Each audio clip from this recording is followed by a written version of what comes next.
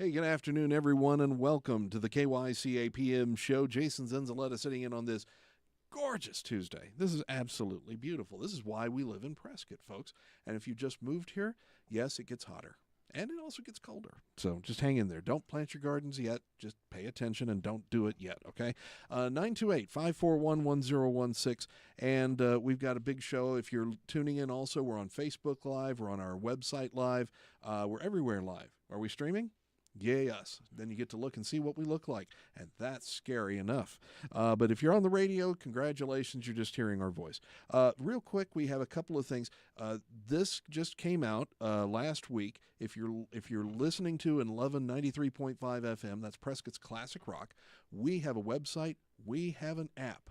So if you have a little dead space here and there, like in Prescott Valley and outside, download the app. It's absolutely free. You just turn it on and rock out. Okay, 93.5 FM, Prescott's Classic Rock.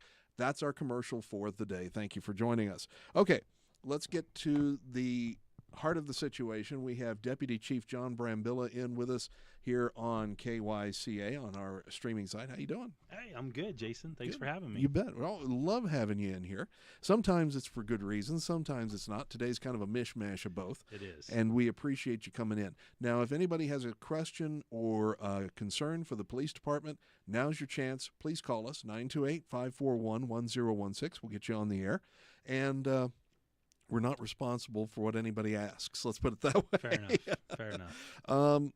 The big reason, there are two big reasons that we wanted to bring the police department in today. And Deputy Chief, who's a good friend of ours, we appreciate you coming in. The first thing, later on in the show, we want to talk about Proposition 478 because it's passed. The tax is now underway here in Prescott, and the money is starting to get collected. And that means that you folks and the fire department can start utilizing that money. And I want to talk to you about priorities and where the police department wants to go with this, because we honestly, there were concerns last year about where the money was going in terms of how does the council handle this? How does the city handle this? However, I think most people trusted the police and fire departments to be able to spend this wisely. We know the people who are in charge, you folks and everything. And so we want to talk about that a little bit later and kind of go over some priorities and where the department's going, because it's crunch time now. Now it's about time to get started spending the money and putting it to good use. So first of all, there was news last week out of Flagstaff on a sting operation that took place that netted 28 arrests, I believe, including 9 felonies and 19 misdemeanors. This was a child sex trafficking / whatever you want to call it, sting. And so we talked to you folks a little bit about this last week when the news broke. I wanted to kind of go in depth a little bit about what you folks are seeing here in Prescott, and without getting into too much detail, what the police department and your teams do about this. So what did you think of the sting operation and what happened? Well, you know, the human trafficking and especially the sex trafficking has been something that's been a concern of law enforcement for many years. We've seen it for quite a while. Unfortunately, it doesn't just happen in the big cities anymore. It's happening in the smaller communities, including here in Prescott. You know, and we have done very similar sting operations like they did up in Flagstaff. I'm assuming some things that because they did reach out to us and we gave them some advice on a couple of different things, that they ran that very similar to the way that we run ours. It seemed like it was a successful operation for what they did. They did, and there's a lot of moving parts. And again, it goes to the cooperation of law enforcement, not just in this county or in this part of Arizona. You saw that task force included local, state, federal partners, because for all of us, this is a huge issue for us to try to take on by ourselves. We don't have the resources to do it by ourselves. So it's those partnerships with our law enforcement partners in the area, in the state. There's a detective out of Chandler that he's probably the expert. He comes to all the task forces. We get federal support from Homeland Security and FBI, but a lot of it is our detectives, our local detectives that have been trained setting up these operations. Sometimes they're large operations. Sometimes they're just, we get a tip and we work one particular instant or incident. And other times we actually set up and we do a full-blown detail like they did up in Flagstaff. Okay. And sometimes, that's over several weeks. Right. So it's something that we've definitely focused on. We have the Partners Against Narcotics Trafficking, PANT, which is a task force made up of all the Yavapai County agencies. The Sheriff's Office oversees that. And several years ago, we went out and got funding specifically for human trafficking detectives that are attached to the Narcotics Task Force, because a lot of times it goes hand in hand, Right. the human trafficking and the drugs. So, the Sheriff Rhodes did that a couple of years ago to secure funding, and that's been a high priority for them. Human Trafficking Summit. There's a summit that was put together by Captain Bolts from the Sheriff's Office, Commander Bolts. And again, it's something that we've put as one of our highest priorities in law enforcement because of the implications, that unfortunately it happens in our communities, and we want to protect the youth of our communities because you never know. I mean, it can happen to anyone. Right. Now, and I guess because, as you say, it happens everywhere. Okay. You think we are in a small enough town, and we've even bypassed the interstate. Right. Of course, a lot of the traffic that comes through, whether it's drugs, human trafficking, it affects Yavapai County because of where the freeways are. It does. But it doesn't come through here. But yet we are still affected by it. It doesn't matter where you are. How much of a problem are we seeing really? And I know that we have sting operations where you're trying to get these creeps off the streets, and we're all for it, and that's absolutely wonderful. But obviously you folks still see the actual toll of what is happening, at least what is reported to you folks. How bad truly is it, in your opinion? In comparison to other areas, it definitely is something that we wish didn't exist, but it does. Right. To the extent we're really still trying to get into that, because these stings really operate on one side. It is the demand side, right? The people that are looking for the young people. Right. We haven't even really touched the other side of that, where we're really trying to find the kids that are being trafficked. We know that they are. We see the stories, we hear about the stories, we've seen, there's movies about it, Right. where it happens, and that side of it we haven't even really started to focus all of our attention, but that's where it needs to be, because those are truly the victims. Like, we have children who are brought here that are being sex trafficked, and that's the real tragedy. How much does that happen in Prescott? I don't think it's a lot. I really don't. You alluded to it. We're far enough away from the interstates that we don't see it.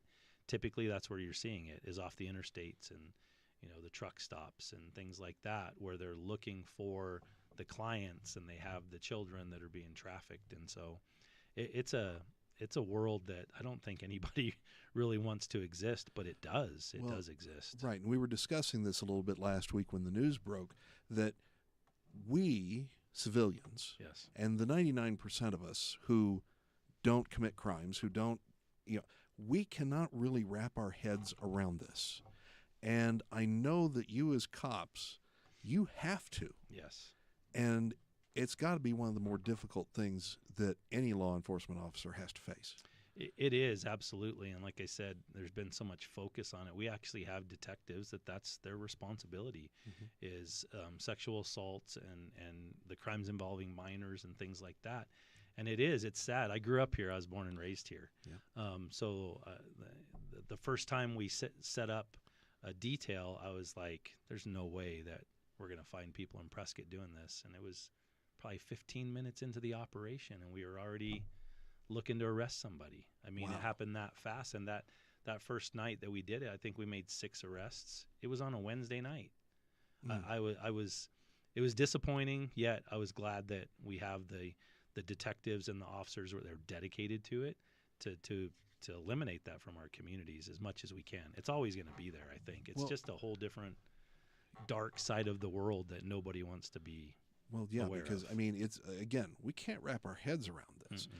But, and we know, I think most of us can acknowledge, as we said, this is a difficult detail. Yes. But it's one of the, I would say, most necessary details out there, because you're able in some ways to hopefully stop a crime Yes. or stop someone who may have committed a crime in the past who's repeating. Correct. I mean, we don't know for sure, and obviously Right. we have no idea, but at least at that point. And this is something also that I kind of wanted you to clarify, if you could, because we've had a few questions about it, in terms of, okay, you set up a sting. Well, obviously this is an adult officer who is posing online as a minor, Yes. and we've heard entrapment, but as I understand, this is a state law. And of course, I don't think anybody really disagrees with this in the first place, you know, in trying to Right. get these people in the first place. Yes, and there, and I talked about it a little bit, that there's detectives that have been specifically trained on what they can and can't do, Right. based on case law, based on things that have happened. And that's why whenever we run any one of these operations, we always have a representative from the county attorney's office there with us, just so that we always make sure that entrapment's not an issue, Right. that we're not doing something that is going to cost us that case later on. So these detectives, they spend a lot of time, and we invest the money in the training so that they learn how to and what they can and can't do to avoid the entrapment part of it. Exactly. And to be honest, I haven't met anybody who they say, okay, we're a little concerned we don't know the law, but when it comes right down to it, we're happy that it's happening. Right. You know, and again, this is some of the hardest work I'm sure that you folks have to do because of the manner of investigation. And there are some people who say, well, I could be a cop. Okay, that's fine, but you'd have to do something like this possibly, and as a matter of routine, simply because you may have a bust, Mm-hmm. you may have an investigation that finishes, and you have to do the work Yes. to put it together and put these people away. Yes, and that's why, like, the detectives that specialize in this, they don't stay in it for very long, as you can imagine. Sure. Having to see, and we're just talking about the sex trafficking. There's the images and things like that typically follow. Like, we may make an arrest on a suspect, and then we seize his phone or a laptop, and then there's images of underage children. And imagine the detectives that have to see this, and it impacts them. Absolutely. It impacts them, especially a lot of them they have families, they have kids the same age, and so we as an agency have to be very careful to make sure that we rotate, keep them fresh, because nobody was ever made to see some of the things that we see in True. these investigations. But it's something that we're tasked with doing, and we want to keep these people off the street and potentially keep a true victim from happening, right? That a true child is being sex trafficked in our area. We want to keep that from happening. Absolutely. Okay, we're going to take our first break here on KYCA. I know it's heavy, folks, but if you have a question, 928-541-1016. We've got Deputy Chief John Brambilla, Prescott Police Department, and we're going to take a quick break. Back after this.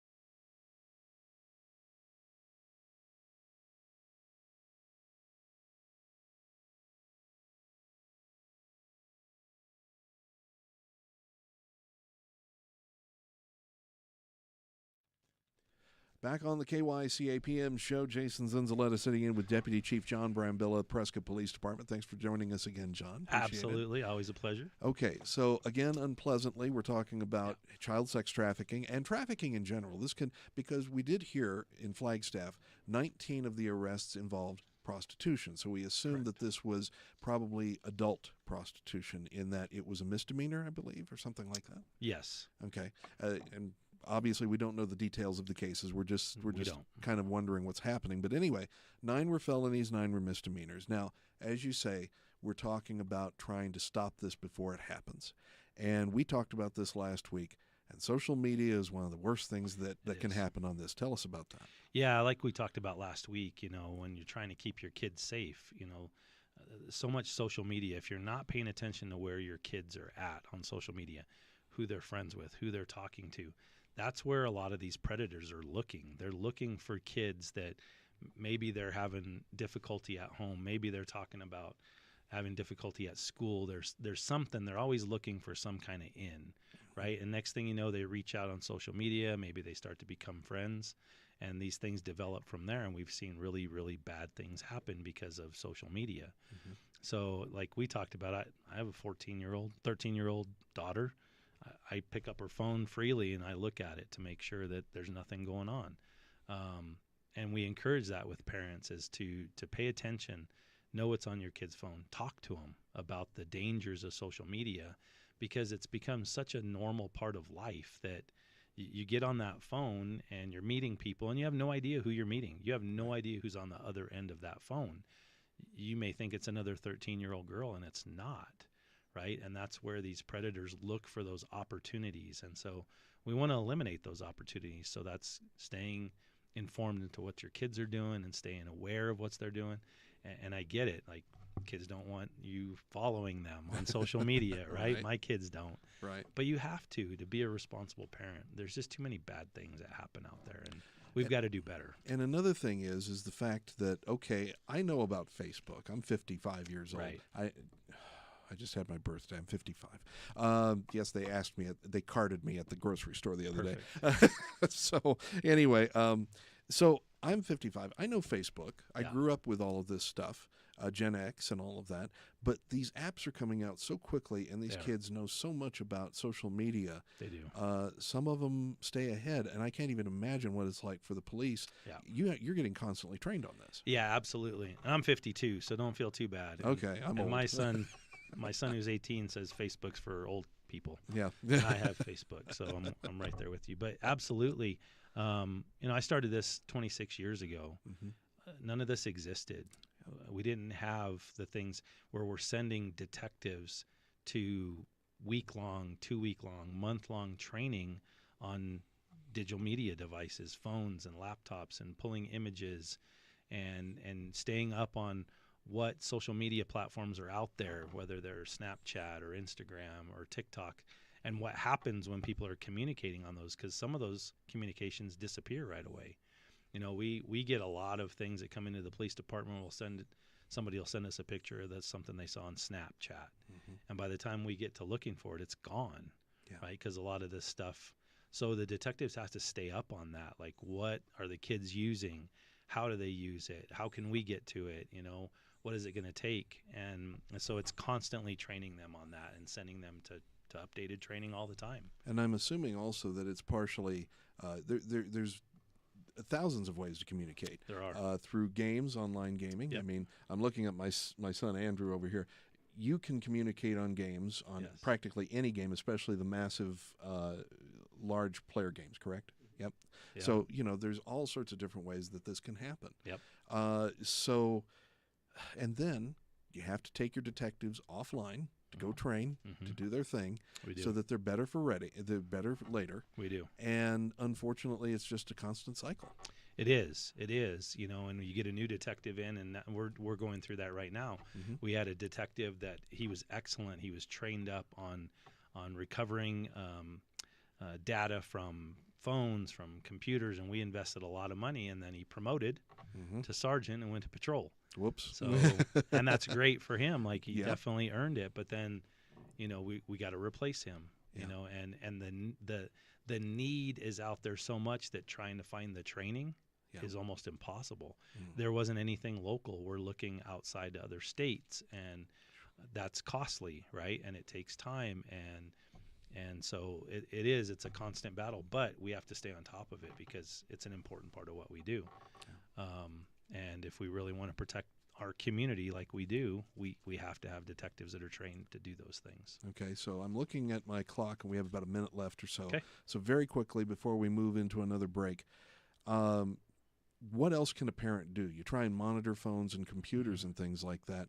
Is there any point that they should possibly contact authorities and say, we're concerned? What happens? You know? Yeah, absolutely. And I know that our detectives have hosted social media classes at our PD. I believe Prescott Valley PD has done a similar thing to bring parents in to educate them as well. And then with that, it's also, if you do see something that you think is suspicious or it makes you feel like something's going on, by all means, get us involved so we can take a look at something like that. And it's tough. You just have to be part of your kids' lives and know what's going on in their lives and talk to them. Yeah. And talk to them, yeah. right? Tell them, put the phone down for 2 seconds and let's have a conversation. And that's not easy. And again, when we say we see something suspicious, it's in defense of our children. We're not saying, we see something wrong that our kids have done. Right. We see something that they may be in danger. Yes, absolutely. Okay. Absolutely. So let's keep that in mind. When we come back, I want to talk to you more about Proposition 478, maybe some happier things we can do that with the police department. Yes. Although we know you guys are out there and stopping crimes and pulling people over and making sure that everything's as safe as possible, so we appreciate it. And also, if I have time, remind me the Bollard program that's going on downtown. That's a great thing. We'll talk about that. Okay, so we'll be back. 928-541-1016. That is our phone number. If you have a question for the Prescott Police Department, you're welcome to call us. Back after this.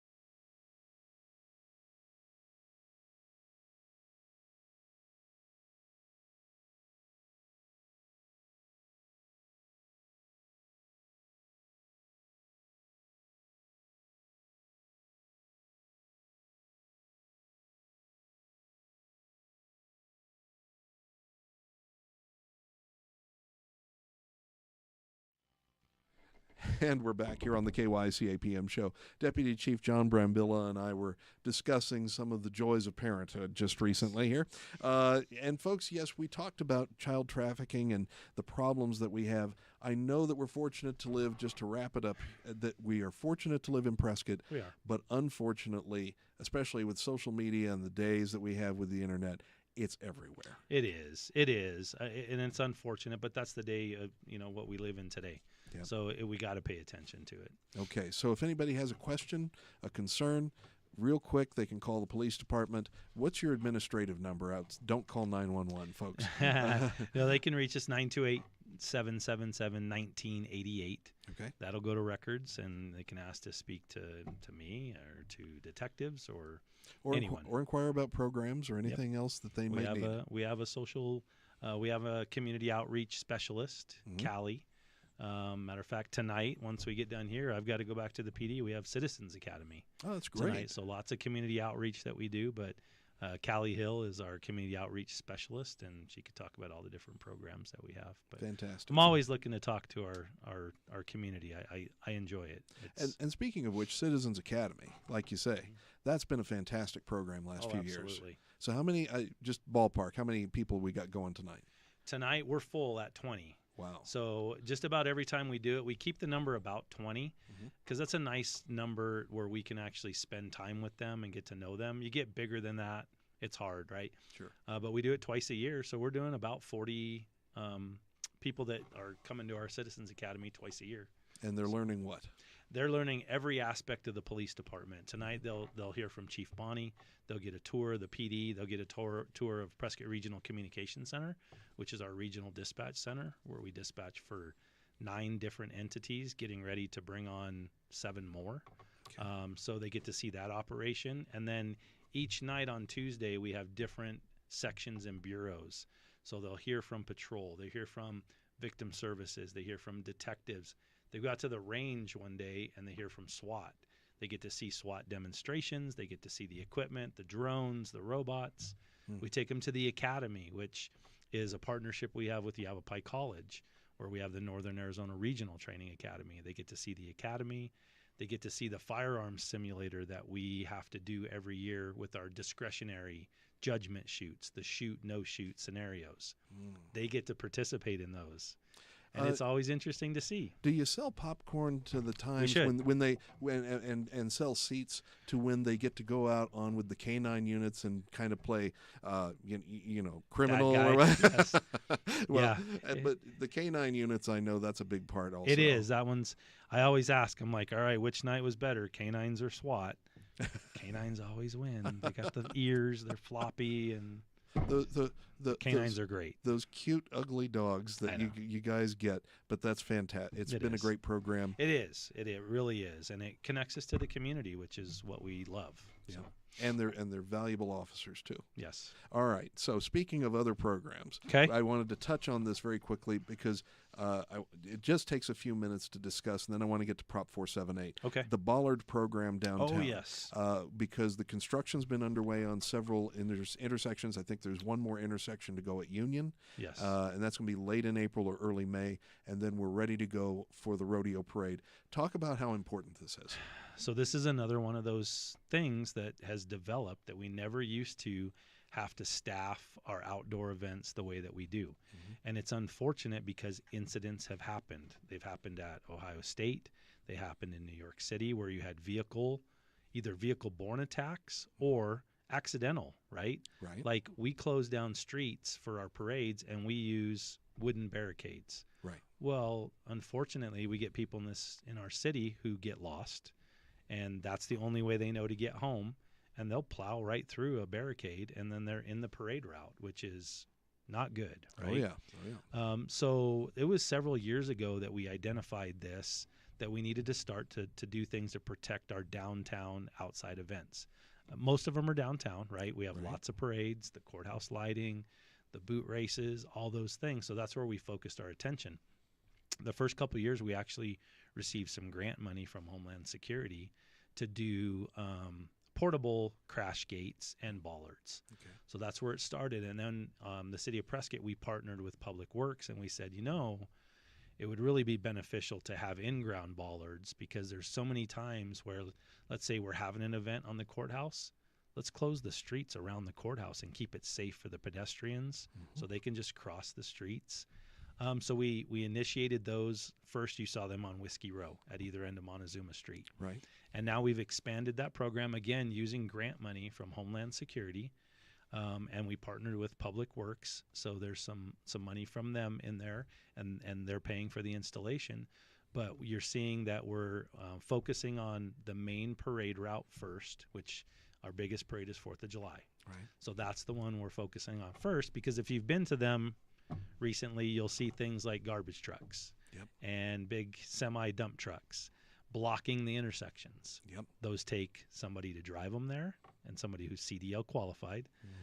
So it's costing the city a lot of money to have that, but the safety of the community comes first. Right. But we can accomplish that now using the bollard systems and the portable crash gates that we have as well. Right. So, Now, the ones that are being installed can be quickly installed and taken out, and yet they are, I wouldn't say impervious, but incredibly secure. Yes. I mean, I would put it up against putting the trucks there as opposed to the bollards. It'd be the same difference. Yes, they have a certain rating for the vehicle that they'll stop based on the speed and the weight of the vehicle. Okay. So they're rated a certain amount, and that's just it. Is again a deterrent.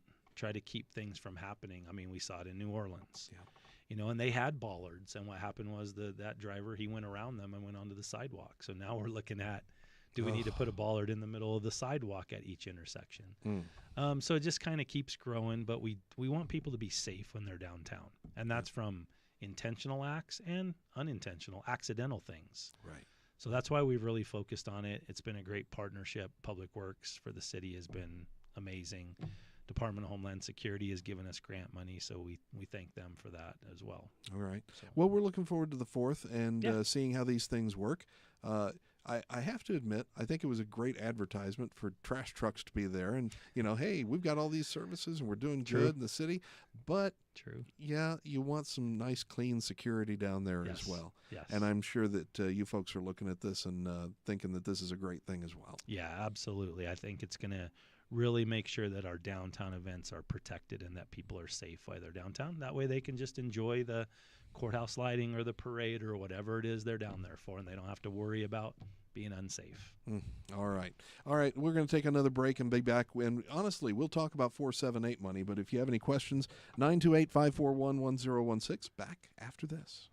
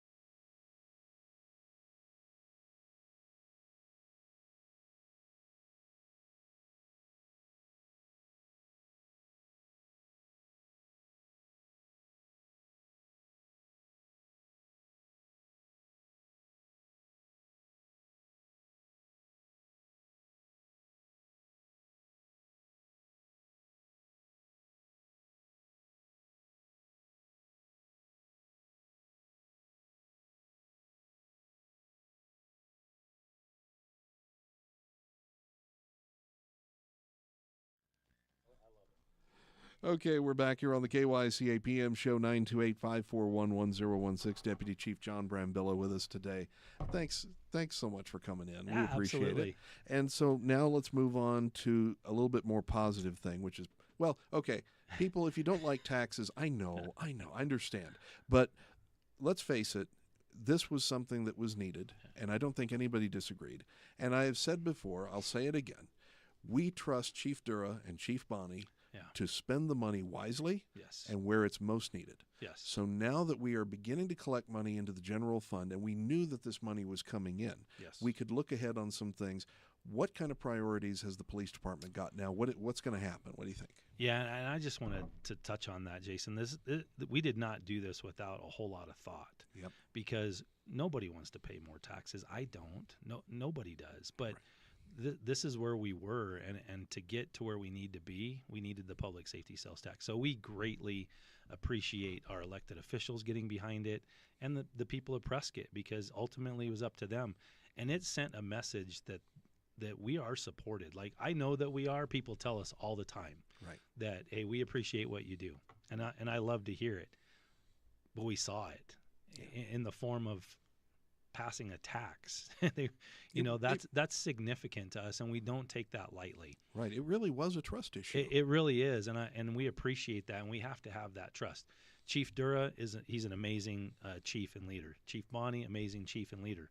And so when we looked at this, we looked at it from the perspective of, we looked at response times. Obviously, there's a lot more traffic in the city of Prescott than there ever used to be. The expansion to the north side of town. Right. The amount of downtown special events. We staff about 17 to 18 special events outside of our normal duties, between the parades and 4th of July and Christmas and things like that. And we identified actual needs. For the police department, one of the first things that we looked at are property and evidence. So our building, where we're at right now, we only have one station in all of Prescott. Right. It's down on Marina Street. It was built in 1991. I remember. I graduated high school that year. They didn't build it for growth. At that time, nobody thought Prescott was going to grow that much. So we've outgrown that station. We've made use of every space that we could, including closets that are now offices. Our property and evidence room is full. The last time I checked, I believe there's over 20,000 pieces of evidence just in the Marina Street. We have off-site facilities that we use as well that were never designed for that. They're not climate controlled. They're not rodent controlled, and the roofs leak, and we have evidence in there. So that was one of the first things that we identified, in addition to personnel, right? We talked about that last week, that we need to get to the right staffing levels. So our priority right now on the capital side is the property and evidence building. Okay. We've met with Public Works. They're going to take lead on this project and manage the project for us, because I'm a police officer. I am not a construction manager. So I need those people that know, right? I'm learning. And so we've had our 2 initial meetings, and right now we're looking at potential sites, land that the city already owns. Okay. Because we're trying to be good stewards with the money that we have, that if the city already owns a piece of property, then we need to look at that first for building. As you and I talked before we got on the air, we're not opposed to looking for a building that could be retrofitted, but it has to meet the right criteria. We've spent too many years doing things by making things work instead of doing it the right way. Right. So it's a long process. It's going to take us some time. Right. You can't just pick a piece of property and throw a building up. We cannot. You have to, there's certain, like you say, guidelines. Yes. Environmental guidelines, security guidelines. I'm learning all these things. Didn't think you were going into contracting. Environmental studies and endangered species studies, and there's lots of things that, and we have great people at Public Works that are helping us with that. So that's the chief and I, that's our number one priority, is that property and evidence building. When you look at one thing that we really don't think about, we hear from the fire department is response times, and you did touch on that, because generally your patrol officers are out on patrol. Yes. But do you still have a problem with response times that can be solved with substations or another station? Yes, we do. That is our benefit, that typically we're out. Like the city's broken up into beats. Okay. And so the officer is assigned a certain geographical beat where he or she should be out patrolling. So that way when a call comes out, their response time is a lot shorter than if they're sitting in the station.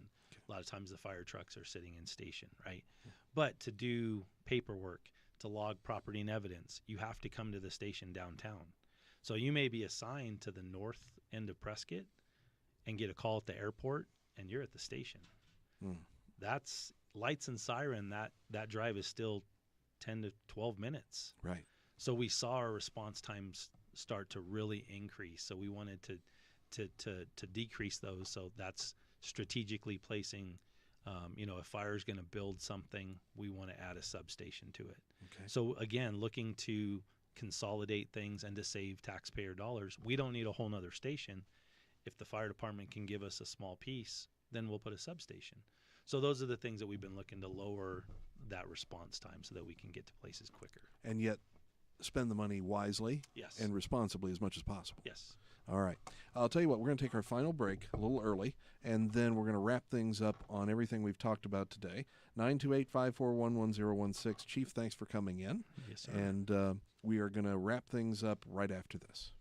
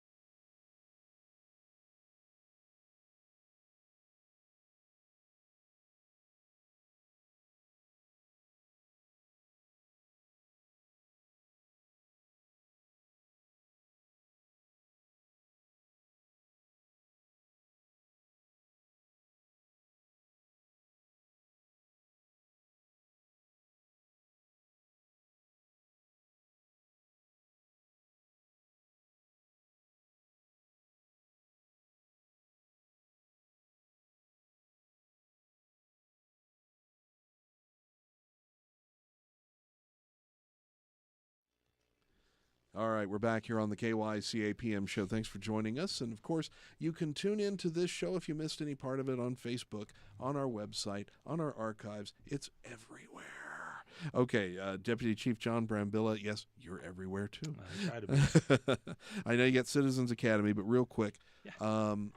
So, also, I think we wanted to talk about personnel. What are the first needs that the chief and you want to cover for the city police department? What do you really need? So when we look at personnel, one of the biggest complaints that we get in our profession is traffic, right? Mm-hmm. Traffic related complaints, speeding, stop signs, red light, things like that. And so we have a traffic safety section is what we refer to it as. Those are the guys who ride the motorcycles. Okay.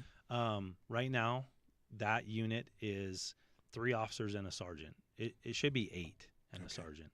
To be effective, to address all the traffic-related concerns, to respond to all the traffic-related crashes, to do traffic enforcement, to do parking enforcement. So we want to target those particular things, and traffic enforcement would be at one of the highest priorities. Then community service, that's our bicycle officers, the ones that you see downtown. Mm-hmm. That unit is down to 1 officer and a sergeant. We used to have 8. Yep, I remember. Right? The school resource officers, when they come out of the schools, they'll join them during the summer, so we add 3 more. But that unit we want to get to 8 because they address the downtown issues. Right. And there's a lot of issues in the downtown area, whether it's, again, traffic, parking, juvenile trouble, Yeah, and bicycles make sense downtown. It does. They get around a lot easier than we do in cars, and again, they're right there available to the public because they're not driving by in a crowd, in a Explorer with their windows up. They're on their bikes, and they're ambassadors to the city. They really are. Yeah. They answer a lot of questions that have nothing to do with law enforcement. So we need the personnel there. Patrol is always our number one priority to make sure patrol is staffed. And then, like I said earlier, all these special events. Yeah. The Whiskey Off-Road, when we have that event, that takes about 30 to 40 officers throughout the weekend to cover all the shifts. Well, we only have 40 in patrol. Wow. So, we're calling people in on overtime, and then you burn people out. So we want to avoid that. We want to have the capacity to respond the way we need to and to handle all the special events. And I imagine some of the money you've got to consider, if it's a possibility, is we need to raise up salaries enough that they will stay here for long enough to be able to pay for their training. And, well, not necessarily pay for their training, but make it worth it that they can go through the academy and hopefully build a life here and be part of the community. Absolutely, and the city's taken that as one of their top priorities. There was studies done in the last few years to get us to market value. You know, we're never going to compete with the Phoenix PDs and the big organizations like that, but we pride ourselves on being a leader in this region to make sure that our pay is above everybody else to attract people. Housing is a completely different topic. I can come back another day and we talk about workforce housing, but it's another challenge for us. Right, but we're not going to talk about we're not going to convert the downtown police department into apartments or anything like that anytime soon. I understand that. Talk about the value of having the academy here in Prescott. Oh, I couldn't say enough good things about it. So it's the Northern Arizona Regional Training Academy. It is governed by a board, which consists of all the chiefs, the sheriff, and the county attorney in Yavapai County. So every law enforcement agency, Prescott Valley, Chino Valley, Yavapai Prescott Indian Tribe, on the other side of the mountain, Cottonwood, Clarkdale, Sedona, Yavapai Apache. And then it's a partnership with Yavapai College. We're actually coming up on our 29th year of doing this partnership. So we've run 58 classes. We do 2 classes a year. And having that here locally and the support from Yavapai College that we get, I can't even begin to say how much we appreciate it and how good it is for us, because our officers are staying right here in Yavapai County. They're being trained here in Yavapai County by us, by our agencies. We have instructors. The county has instructors, Prescott Valley, Chino Valley. We all contribute to that. And so we're training our officers on the way we do things here. And law enforcement's different in different areas of the state. We have a rural component to what we do and an urban component with the city of Prescott and Cottonwood and things like that. So it's very unique the way we train our officers. Sure. We couldn't do it without cooperation from all our law enforcement partners and Yavapai College. Okay. Why don't we just get into the genie stuff right now? If you had a wish. Okay. And I know that this is a great thing because we're talking 478. Money's coming in. Spending can be done. Changes can be made immediately. What would you like to see happen this year? What do you think needs to happen? Well, what I'd like to see is a property and evidence building in less than a year, but we know that's not going to happen. The top priority would be to fill those vacancies that we have, to get the officers here, whether they're lateral police officers or brand new to attend the academy. We've just got to get caught up. We're so far behind, and we chip away, and then somebody retires or somebody leaves for another agency. And it seems like we're always just back to square one. Yeah. That is our biggest challenge, is getting those positions filled, getting people to come here, getting them housing and stay here. If I could make a wish, I'd wish that we'd fill every single position that we have and be fully staffed. That way we could actually do the things we need to do, and more. We can be proactive, not just reactive. And I feel like we're reactive quite a bit, and I'd like to be more proactive. Yeah, I see that, unfortunately, at pretty much a lot of the government levels, because you're always a little bit behind on funding. You're always a little bit behind on trying to get staffed. Yes. It's the same everywhere, unfortunately. It is. It's just hopeful that maybe Prescott Police and Fire can start to catch up a little bit over the next few years. That would be outstanding. I think Chief Dura would say the same thing. And they partnered with, Central Arizona Fire and Medical, and they're running their own fire academy. So we're doing everything we can to get those people here and get our staffing where it needs to be. And then the capital stuff will come. It's slow, but it'll come. It'll come. And again, we trust you folks to spend the money. I'm just sorry that you have to learn project management, contracting, building, everything you didn't train for. I don't remember that day of the academy where I learned about environmental studies, but we make it happen. That's just what we do. And we do, like I said, we're grateful to the community for giving us that opportunity, and we don't want to let them down. Nope, absolutely. I do know that some things, some programs, let's take the K9 program, is helped by donations and things like that. You're always willing to take donations from the community on that, correct? Absolutely, and we do. We have so many people donate. There's not a K9 in this county that hasn't been donated. That's the kind of support we get from our community, which is pretty amazing. And it's just one of those little things that actually does add up simply because it's important, but it's expensive. It is. To buy a dog, to train the handler, to get a vehicle outfitted for that K9 because they take special equipment. It's a lot. It's a huge investment, and we couldn't do it without the community supporting that. So another thing we greatly appreciate. Okay. Well, Chief, we're down to the end. I'm going to get you out to the Citizens Academy, and I'm sure that's going to be a lot of fun. Oh, looking forward to it. Yes. All right. And then in the meantime, folks, don't forget to tune in tomorrow night. Karen Fan will be back in the house talking about local and state politics. We have had candidates turn in petitions, 2 candidates for mayor, 6 for council at this point. We're going to see how things shake out over the next few months, and you're going to see quite a few of them on the air. For now, thanks for joining us here on KYCA PM. Chief, thank you for joining us. Yeah, thanks for having me. All right, we'll talk to you all again real soon.